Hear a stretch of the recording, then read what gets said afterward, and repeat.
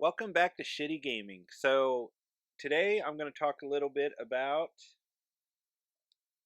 the mighty CDI. So, I know in this series we're covering some other systems, and those systems I have a lot more experience with. I've had just owned them a lot longer than I have the CDI. So, I may not have quite as much to be able to talk about, just longer experiences, but it's always been a system that's just really kind of grabbed my attention, I guess. um, So of course, I can blame this one on Craig as well. um, yeah, like I said, he had everything back in the day, and that's my first real experience with the CDI. And honestly, I may have seen the CDI before I saw the 3DO. Now I kind of think about it, but I remember playing games on it. The Zelda games. 'Cause I think he had Wanda Gamelan and whatever the second one is. Totally escaped my mind right now. But he had the first two. He didn't have Zelda's Adventure. He just had the first two. Um, Voyeur, and some smattering of other games. So I remember playing those. Um, and again, you got to remember that a lot of this, and maybe why I got so hooked on them, is because at the time this was really revolutionary technological. Wow, it's bad. It's really technologically ahead of its time. You had full motion video. You had um, real sound, like CD quality sound. I mean, Super NES has great sound. It has great graphics, but it doesn't have CD sound. I mean, people knock the Sega CD, but you gotta admit, the sound quality is a lot better in most Sega CD games than they are on the Genesis version or the Super NES or whatever. So, I mean, you had, the CD quality sound, you had video. They actually, I mean, again, I think the CDI had adult software like the 3DO did because, like I said in a previous show, they assumed that there was an adult market for consoles, which they were right, just not then.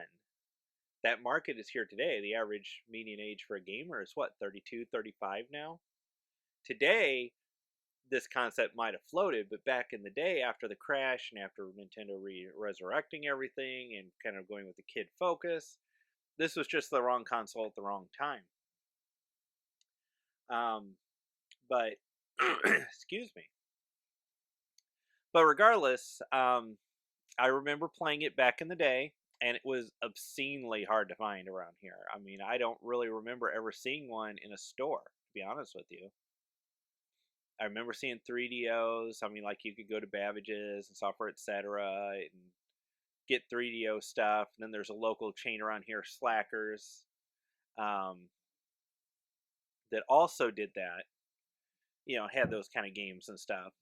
But the CDI was like, nope, no, never can remember seeing it in stores. So I never got one. I played Craig's. It left a really cool impression on me, but I never saw one. And, over the years, they're hard to find. If they do pop up, they're kind of expensive, and it's hard to find a good deal. And, why put that effort and money into it when I could get Saturn games or Dreamcast or whatever? So, it was just never a collecting focus for me. So honestly, I never actually owned a console for a CDI until 2015, believe it or not. Um, my mother-in-law, surprisingly enough, actually got this for me, and it was really nice of her to do it. But she tracked it down. Evidently, the one I have here, and this kind of goes back to me saying there was this adult market for this, but the one I have here was originally used in I believe a hospital, because it came with a disc of like heart care. Like they show at hospitals, like this is what you need to do after your heart surgery, kind of videos. So I have this demo disc for my CDI. Well, I guess not demo disc, but where they play all these videos to instruct patients on what to do and post-operative care and stuff like that. that shows where this was marketed. It wasn't a game console. It when they say it was CDs interactive or multiplayer, they meant it. This was meant to enrich your life. It was to take CDs, which at the time were the cutting edge technology, and bring it up into, I was going to say the 20th century, but I guess the 21st century. I don't know. In the 90s, and enrich your life with it.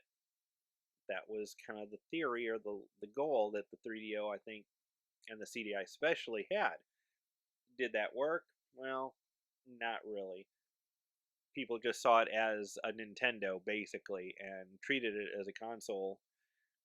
And that market just, it might have been there, but it was just so small that it just didn't catch on. That's why, like the CDI has games on it, but then also has like the Flowers of Robert Mapplethorpe, where it's just a disc where you browse a gallery of an artist's pictures of flowers, or encyclopedias, or the interactive Mozart and that sort of thing. That's why those titles exist on this, because it was to enhance and enrich your life with the technology and promise of CD technology. But what I have here is a Model 550 CDI Magnavox. Basically, the 450 looks exactly like this. This was the, oh shit, we're not selling, let's put out a budget model later on and hope we can recoup some costs on cheaper consoles version. Got rid of all the trays. It's just a top loader. The original CDIs were ginormous. They were the size of Laserdisc players, which I don't know if you've ever seen a Laserdisc player, but it would not be uncommon for them to be like the size of stereo components, like those big stereos, and then they had, like a little CD player on the front that you'd put your discs in and stuff like that. And, they were big, clunky, and stuff like that. And if I remember right, Craig actually has one of those large or huge models, but this one I got just within the last year. It's a 550. For the main reason is the 450 and the 550 look identical. Okay. The difference is that under here, can I get that in there? Under here, there is an expansion cartridge. And that expansion cartridge lets you play higher definition video for the time, I guess, if that makes sense. Anyway, so if you look here, this thing here is your expansion cartridge, which adds, today it would be comical, but at the time it was a few kilobytes or a megabyte of RAM, but it let it play much higher quality video than the stock 450 would. So pretty cool. She got me a really nice one. I have to admit, the stock CDI controller is really bad. It's not a gamepad. It's a hybrid remote control kind of thing. It's long-wise and has like a round center that has kind of like your gamepad on it, and then you're supposed to hold it with one hand, and then the buttons are in like a circle pattern around the gamepad. Not really useful for much in the way of gaming, but unfortunately that's all I've got, because CDIs were obscenely expensive in the day, so nobody bought them. They didn't have a huge library or a very enticing library, because they were marketed more at adults, and adults don't play games, or that's what they thought at the time, yada yada. So there aren't like, huge must-have hits on it. So nowadays, the CDIs are a little more rare, a little more expensive, a little more harder to come by. The games are the same or worse because there's so few of them. So I really don't have a whole lot of stuff for the CDI. I've got 3 games.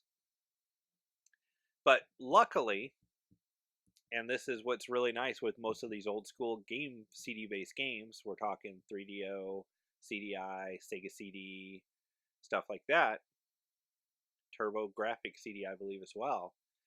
They don't have copy protection. These are some of the first generation games that came out, and they don't have any kind of copy protection on them. So there's like nothing to stop you from downloading the entire library to play on one. So I have three actual real store released games for the CDI. Um, so some of them I might play on this system might be a burned copy that I'm going to play on the actual hardware on an actual TV, so you can see what it's really like to play one. But the software may or may not be a legit copy. But you know, what I mean, it's a CDI. I don't think anybody's going to care in this case. Um, but anyway, that's kind of my overview and kind of experiences with the system. I still think it's a really cool system. I kind of think the idea of what they were thinking about doing is really cool. Um, it would have been really neat to see if it actually had worked, what they would have come up with, you know, like interactive movies. I mean, it's basically they were trying to bring out DVDs 15 years before DVDs existed, basically, you know. But yeah, it would have been kind of neat to see what they would have done with it, or what if there was a DVD based CDI, you know, like they succeeded and it continued on and then came out with like a DVD based or a Blu-ray play based system. That kind of idea of interactivity would have been pretty cool. But anyway, I'm starting to ramble a little bit, so that's kind of my viewpoint and feelings on the CDI. So let's get three games out here and give them a try and see what we think. So thanks for watching.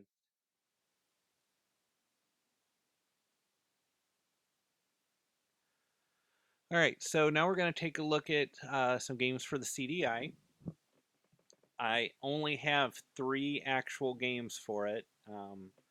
You know, CDI is just, it wasn't popular when it was out, so the games that were made were low production runs, so it's very hard to find games for it. Um, so I do have actual three legit, you know, released games for it. Now, the CDI, like most of the first generation of CD based consoles, there's no copy protection whatsoever on it. So theoretically, you could burn the entire library to the CDs and play it. I've been trying that, and I've had spotty luck with it. Like I get some that work okay, some that you have to try and boot two or three times to get to go. Some that work but have sound issues. So because of that, I'm going to go with the legit copies of games I actually have, just to show it off. Now I do, unfortunately, only have the paddle controller. Let's see if I can show it here. You know, and that's not showing up too well, but that's what I've got to work with. So you'll have to forgive me because you know it's not very good for some like more actiony games. So what we're starting out here with is Demo's Quest. This is a pretty cool puzzle game. Um, and basically, I'm just gonna throw some stuff in here. My CDI, the backup battery has failed, so I can't, you know, save a game or score or anything like that, which is a common failing with just the hardware of the console itself. So basically, with Demo's Quest here, what you're doing is you're getting candy. Demo is addicted to candy, so your whole goal in life is to get all the candy off the screen. And then once you've eaten all the candy, leave through the exit. And of course, you got to avoid the bad guys and all that kind of fun stuff. And there's not really any kind of option menu, really. It's just you can get hints sometimes, and that's about it. But basically, yeah, you're just eating all the candy and then moving on to the next level, which is actually not too bad of a puzzle game. It's fun. I mean, I wouldn't say it's like, you know, the most obscenely awesome puzzle game, you know, but it gets the job done.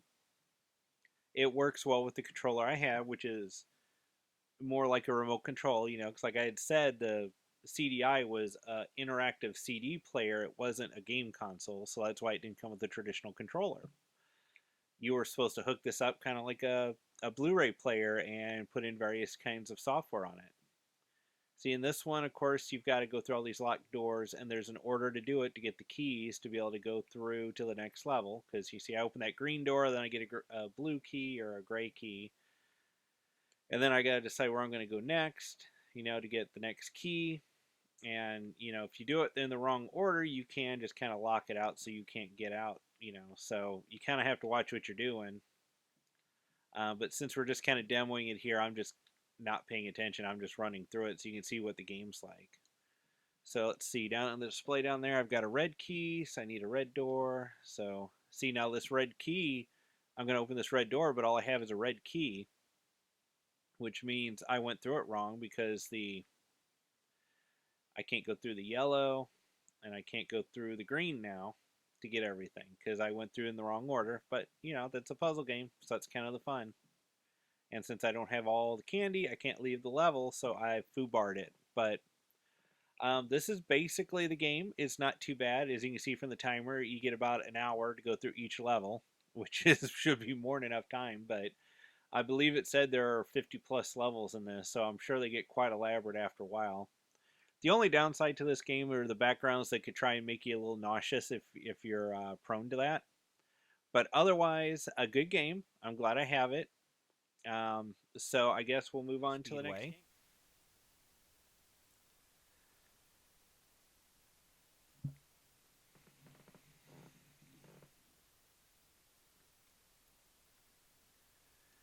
All right, so now we're going to take a look at Video Speedway. This is a game I actually got with my CDI. So it's, a 3D racing game. It's not too bad. It lets you modify the cars, everything like that. The only downside to it, honestly, is that I have the remote control paddle controller, which is kind of rough for for controlling a car and whatnot. Let's see. I guess I'll be the blue car. So it's got a few different modes, like a kart racing where you can just jump in and play, and then it's got a like F1 mode where you're actually modifying your car, putting racing slicks on, that sort of thing. And you see the graphics are really not bad for an early CDI game. Let's see.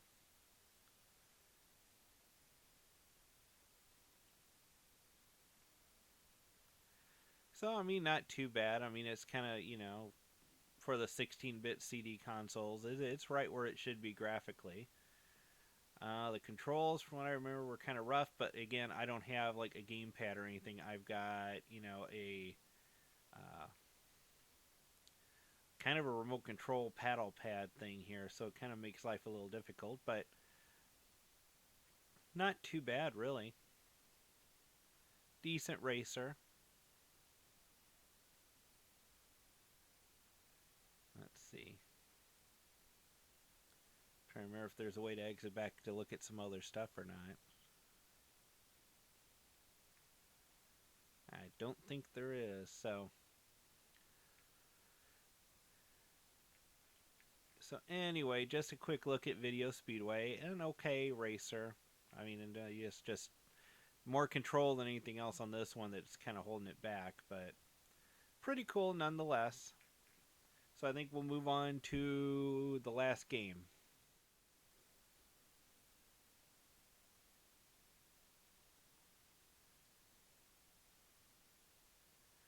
Alright, so for our last game, we're going to take a look at one of the greatest RPGs ever made in the annals of gaming. Yes, The Wand of Gamelan. This game I picked up from a good friend. He does sells games, kind of got like an online store, and he's at the Toyman Toy Show, usually set up there. Catman Games, and so he got me a really good deal on this one. Um, so we're going to start it up here and just take a look so you can kind of see what some of these look like. And of course, this game is known for its world-class animation, and the voice acting is right up there. Let's turn it up a little bit and listen to some of the quality voice acting.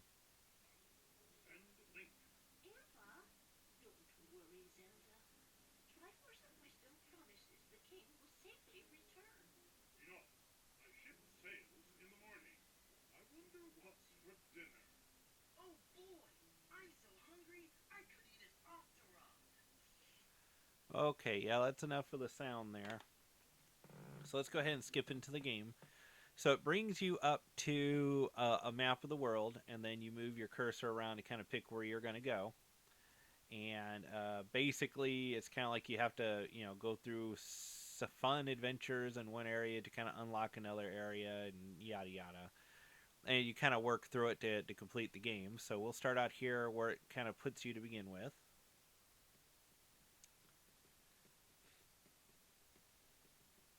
And of course, the funny thing is with this game is that Link went ahead and got captured or something. So you're actually playing Zelda, trying to figure out what happened to him. So I thought that was pretty cool. Most of the levels are pretty much these side scrollers here. I have to admit, for not having a traditional gamepad, the controls are, I mean, they're responsive. I mean, I hit attack, it attacks. You have to push up to jump because the CDI controller only really had one button. Because I believe on the gamepad you have button 1, button 2, and then the third button on there is just button 1 and 2 pushed together. So, you've got, you know, your attack, you push up to jump, and then I think you push down in the second button to get your menu to come up, which is kind of very clunky. But, that's what you got. So, let's see.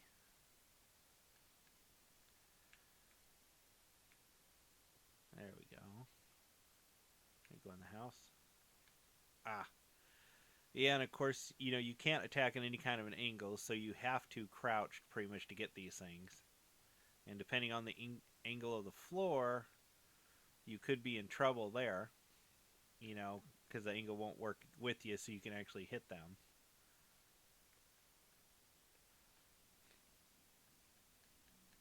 And of course, I can't save, so it's one of those where it's trial and error, and then trying to get any.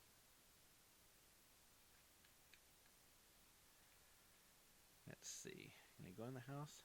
There you go. Second button let me go in the house. So there's some kind of monster down there that I doubt I can fight. So I'm going to go back outside. Well, like I said, swinging the sword's pretty, responsive and whatnot. So, I mean, I can't complain a whole lot there. I bet I have to go down that pit to get the key. Alright, so let's try and get slaughtered here, and then we can give up here. Now, unfortunately, this controller doesn't have a gamepad. It's kind of got like a circle thing, and it's kind of has the function of a D-pad, so it's not quite the best.